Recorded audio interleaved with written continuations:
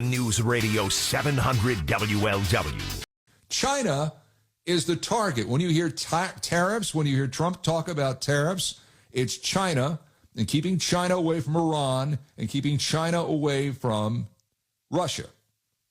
These tariffs allegedly begin here in a couple of weeks. But the economy is doing well. Consumer prices up about 3% in June. Prices climbed about 0.3% May to June after rising just 0.1% the month before. By and large, we're doing well. But how well? And what does it mean to you and to me? Standing by to weigh in is Steve Cotton. I've had Steve on the show before. This guy knows of what he speaks. He's been in this game for about 50 years. Financial strategist, policy expert.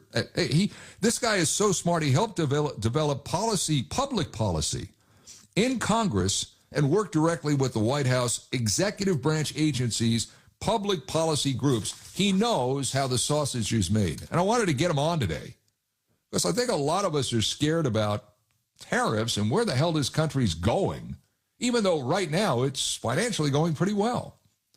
Steve Cotton, how are you on this glorious Tuesday? Well, good morning, Ken, and all my friends in Cincinnati. Love being with you this morning. I'm glad you're here because these tariff things and what they're going to do or what they could do and all that, I think, look, it's stuff that you understand a lot. It's stuff that a lot of us here in Cincinnati and all over the country have a tough time getting our arms and our minds around. So let's start just with the basics. Tariffs are the way Trump wants to go. You don't want to raise taxes. He doesn't want to have that deficit continue to just rise and rise and rise. He knows we're in over our heads in terms of the deficit. So he wants to go down the road of tariffs because he believes the tariffs are going to ultimately bring down costs and also chip into the enormous amount of debt this country has. Is that a flawed belief in your opinion, or could it work? Well, I don't think it's flawed. If you look back into our history, for many, many, many decades, up until the invention or the legislation that created the national income tax, we financed our government solely on the basis of tariffs. And in fact, right after the Revolutionary War, we put tariffs on English cotton and English linen to protect the growing domestic manufacturing areas of New England and the South. Right. I think it's premature for anybody to claim that Trump's tariff policies are going to be inflationary. Let me give you a couple of examples. Number one, everybody needs to remember that most of the tariff agreements have not yet been finalized. Mm-hmm. The ones that have been finalized, they announced Indonesia a couple of days ago. Indonesia is taking their tariffs on us down to zero. However, there still persist egregious examples of foreign unfairness. And I'll give you the worst example I've seen is the Japanese tariff of 700% on American rice in order to protect their domestic Japanese rice producers. Mm. Well, when Trump proposes a 30 or a 50% tariff on somebody, it kind of pales in comparison to a 700% tariff, don't you think? Oh, absolutely. Oh, no question about it. And I think a lot of this, if you follow the president and you watched him in his first term, a lot of this rhetoric doesn't often lead to the kind of economic Armageddon that I think a lot of economists are predicting right now. And I think I don't know how you feel about it, Steve, but I think most of the country is just shrugging all this off. I mean, wholesale prices, no change in June. Producer price index for June was flat. Even stuff that's tariff sensitive, like communication equipment, that was up almost 1% in June. So I don't think the American public really, if indeed there is going to be some sort of concern down the road, I don't think the American public is all that concerned about it. It doesn't seem like the people that are producing goods and services in this country are all that concerned about it. Do you sense that? Well, I think the jury is still out, and I think people realize it's kind of a work in progress. Trump's had some major victories like the negotiation with Indonesia this past week. The EU is rushing to try to conclude some kind of an agreement with all of those European countries before August 1st. Mm-hmm. There's a lot of rhetoric in the air, but I think we have faced 40 years of high foreign tariffs and high non-tariff barriers to entry of our products overseas. Mm-hmm. And I think what the president's trying to do is to push back and level the playing field to be one more of fairness. And that is not an unreasonable position. He's really been the first president to come along to recognize the hollowing out of the American economy and a lot of these basic industries. And he's wanting to address that, and everybody should be supportive of that. Yeah. Now, the tariff that he announced that concerns me the most is the 50% tariff on copper that he announced a few days ago. We import about 50% of our copper needs, and we're not going to be able to surge domestic supply fast enough up that other 50% that we don't have domestically. It's going to take years to do that. But I do think that kind of a tariff, which affects home builders, it affects all the defense products, it affects people that make air conditioning compressors, that is probably going to be inflationary over time, and I don't see any alternative to that. However, there are some disinflationary factors at play too. The drop in energy prices, huge. Mm-hmm. That permeates all throughout the economy in a good way when cost of barrel of oil comes down. So sure. And we haven't even begun, Steve, we haven't even begun drill, baby, drill. So, I mean, yeah, the price of oil is coming down. If he gets what he wants with regards to energy, that price of a barrel of oil is going to come down even more so than what it is right now. We haven't even entered into that spectrum yet, have we? I think that's right. I think we're at the early stage of that. And the thing that the Trump administration has done that is even more powerful than enhanced drilling is the Biden administration killed all the permitting that they had already been issued and left the oil companies and the gas companies standing there with their hands empty on lease permits that had already been approved. And the Trump administration has been reversing that so that the oil and gas producers can get back to their basic business.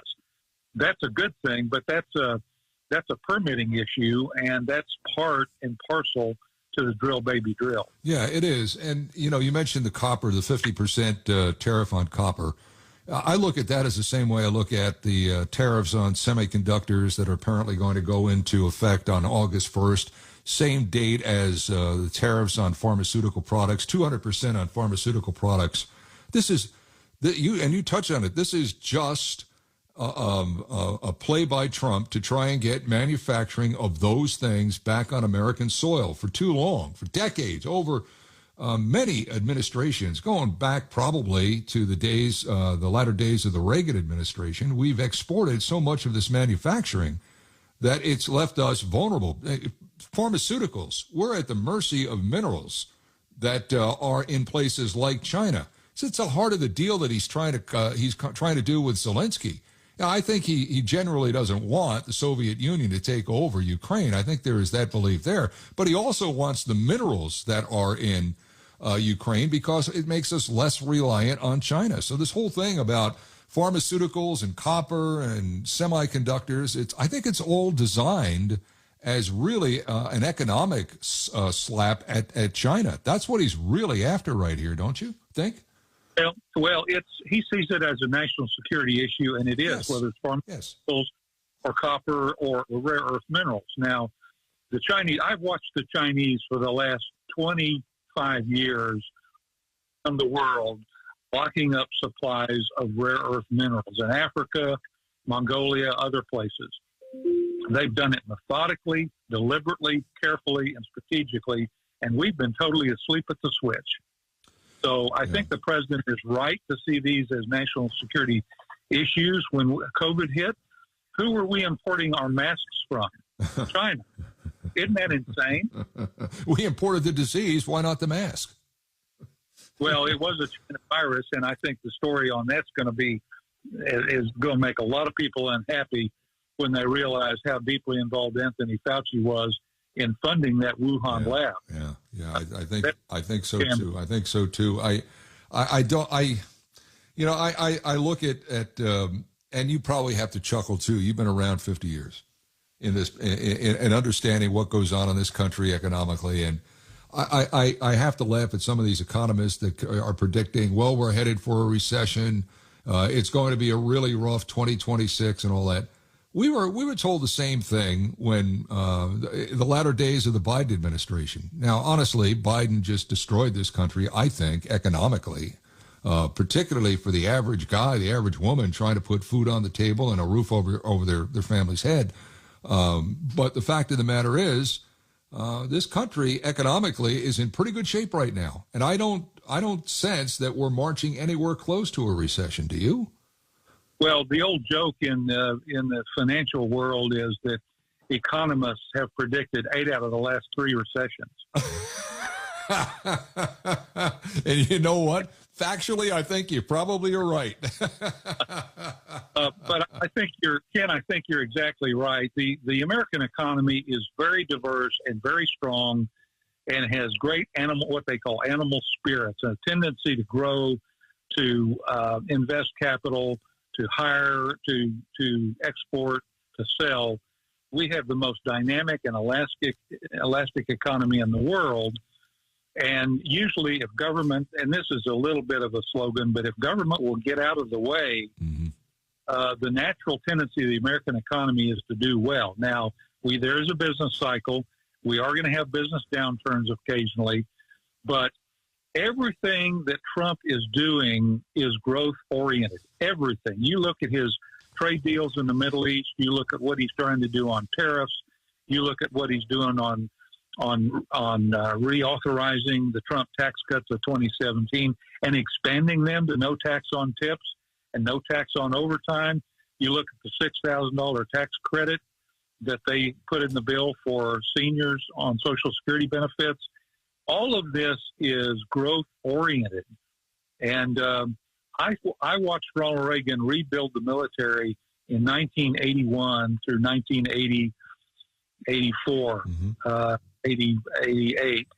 And the power of that to grow the American economy was significant, and the effects of that went all the way into the Clinton years. You know what's interesting?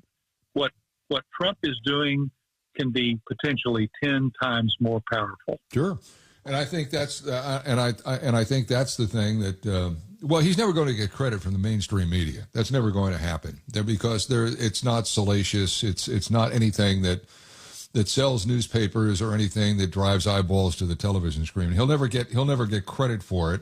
I don't think he cares. But I think economically, there hasn't been a brighter or better president that this country has had. None of them understand what makes the American economy go. None of them understood what makes the economy go as much as this guy does. And the more you let him do what he wants to do, the better it's going to be for everybody. But, you know, he's not going to get credit for it at all, Steve. He's just not. Well, I think there are several angles to that. I think one of the reasons he's in such a hurry is that he's looking at the midterms, and traditionally the party in power tends to lose midterm elections historically. However, if the economy is booming into next year, you know, the Republicans might very well reverse that historical trend, and he could add to numbers in the House and Senate. In Texas here, our legislature's looking at doing an early redistricting to see if we can pick up 5 more Republican seats. That would expand the margin in the House. So there are a lot of dynamics here, but I think I don't think, you know, he likes getting credit for things, and he's a little bit of a narcissist, but I think in this president we have a combination of a savvy business person and a savvy negotiator and somebody that fundamentally loves the country. And that's a powerful triumvirate there. There's no question about it. All right, Steve Cotton, you can find him at Cotton WMA, cottonwma.com. I would think that stands for Wealth Management Associates. It probably does. Steve, thanks for your time. Hopefully we can visit down the road again. Thanks. Sure, Ken. Thank you. It's an honor to be on your show. Good luck to you. No, that's very kind of you to say that.